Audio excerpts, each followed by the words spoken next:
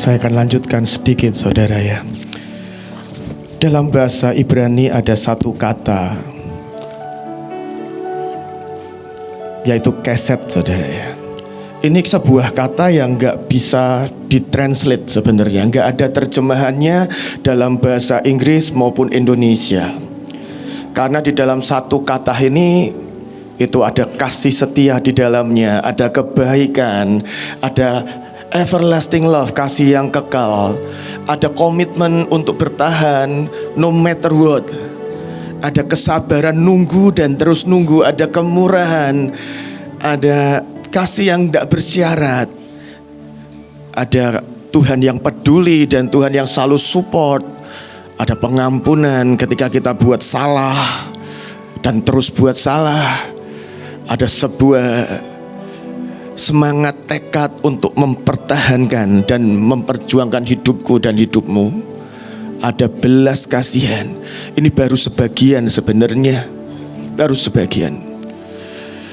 Tapi itu satu, semuanya itu dirangkum, dibungkus, di-wrap dalam satu kata, keset. Makanya gak ada translationnya. Itu bahasa Tuhan dan bukan cuman sebuah kata, itu sifat Tuhan, itu karakternya Tuhan, itu kepribadiannya Tuhan. Dan itu yang Dia mau beri buat Anda dan saya. Saya ingin cerita tentang satu dua orang lah. Ada satu orang, Anda tahu Yakub. Saya mau cerita tentang Yakub, saudara. Yakub itu lari dari Esau tanpa bawa apa-apa, saudara. Bawa tongkat, bawa bekal, minyak anggur, dituang akhirnya. Kerja pada Laban. Biasanya kalau kerja pada saudara itu enak, cincai, saudara.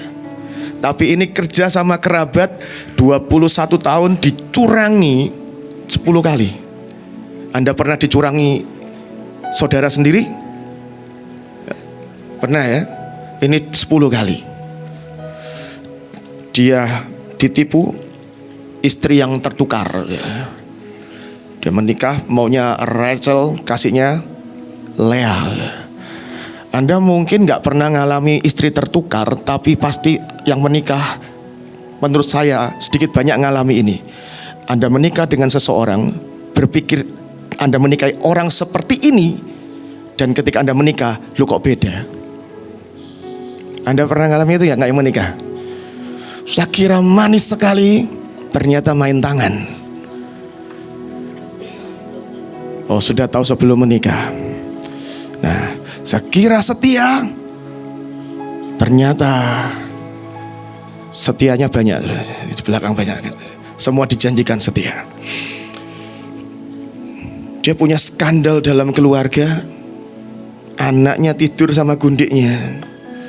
Dia punya anak perempuan, diperkosa. Dia tuh paling cinta dengan ibunya, Ribkah.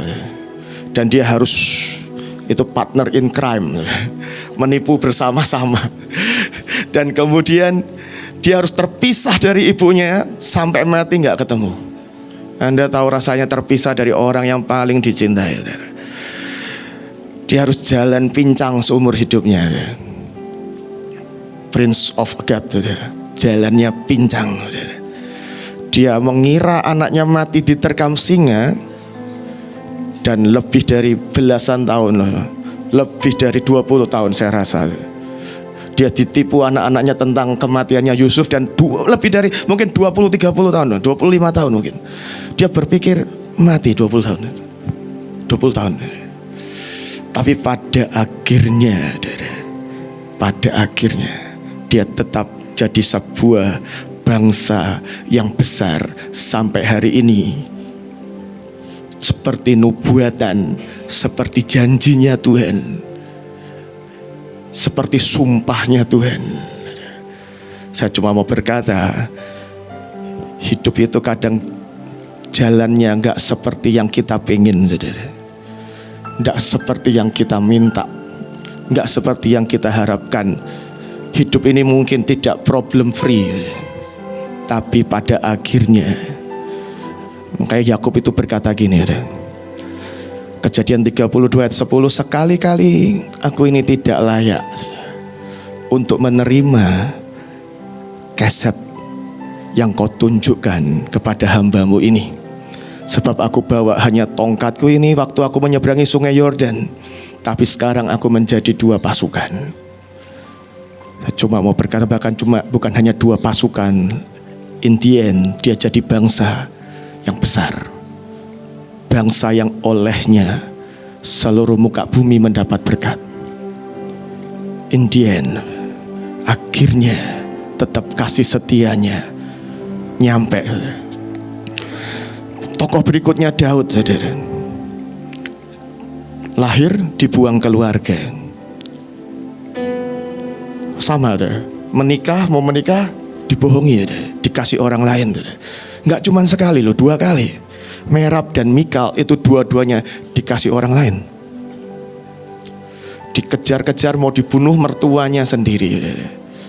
Anda tidak akur dengan mertua, setidaknya mertuamu belum mau membunuh kamu kan. Dia harus pura-pura gila. Janjinya raja, nubuatannya jadi raja. Satu kali dia harus pura-pura gila, bajunya harus dirobek-robek, pura-pura dengan sengaja meleleh-lelehkan liurnya, saudara. Pemerintahannya cacat karena dia bunuh Uria. Dia jatuh dengan Batsheba. Anaknya memperkosa anaknya. Kalau Yakub tadi anaknya diperkosa, anak orang lain. Ini anaknya memperkosa anaknya. Itu ngerinya double. Anaknya membunuh anaknya yang lain. Anaknya mengkudeta, anaknya mau bunuh dia.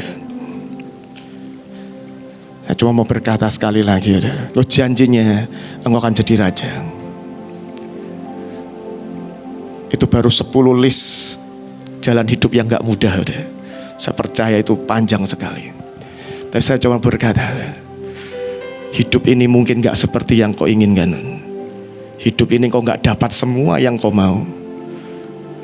Hidup ini tetap ada orang-orang yang akan melukai, menyakiti.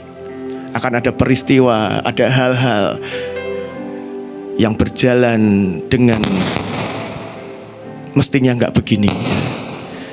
Tapi saya mau berkata, Daud tuh bilang gini, Mazmur 63, sebab kesetmu lebih dari hidupku, sebab kesetmu lebih baik dari hidupku. Bibirku akan memegahkan engkau, demikianlah aku mau memuji engkau seumur hidupku dan menaikkan tanganku demi namamu. Janjinya jadi raja, saudara. Tapi dia harus nunggu itu sekitar 30 tahun. Lebih dari 30 tahun sebelum akhirnya dia jadi raja 40 tahun. Saya mau berkata sekali lagi, hidup ini mungkin tidak jalan dengan sesemut yang kau impikan, yang kau inginkan. Kau gak dapat semua yang kau harapkan. Keluargamu tidak jalan seperti yang kau cita-citakan. Pekerjaanmu, keuanganmu, pelayananmu, environment, semuanya, sekelilingmu, semestamu itu tidak berjalan sepertinya kok Jehovah Sebaot nggak pegang kendali, sepertinya. Tapi tetap dia pegang kendali, saudara. Tetap kasih setianya keset itu buatmu nyampe, saudara. Buatmu nyampe. Perempuan itu 13 tahun pendarahan, 13 tahun, every day, bukan bulanan, saudara ya. Every day untuk 13 tahun. Tapi hari itu dia datang, saudara. Dia berkata, asal aku jumpai jubahnya, aku akan sembuh, aku akan utuh. Sebenarnya gak cuma wanita itu yang ngalami megang jubahnya Tuhan dan sembuh. Ada ayat lain berkata tadi yang dibacakan, mereka semua yang menjamah jubahnya sembuh. Saya mau berkata hari ini saudara, mungkin kau sudah bertahun-tahun dan keuanganmu tetap struggle. Masalah keuanganmu gak selesai-selesai. Dan mungkin itu bukan salahmu.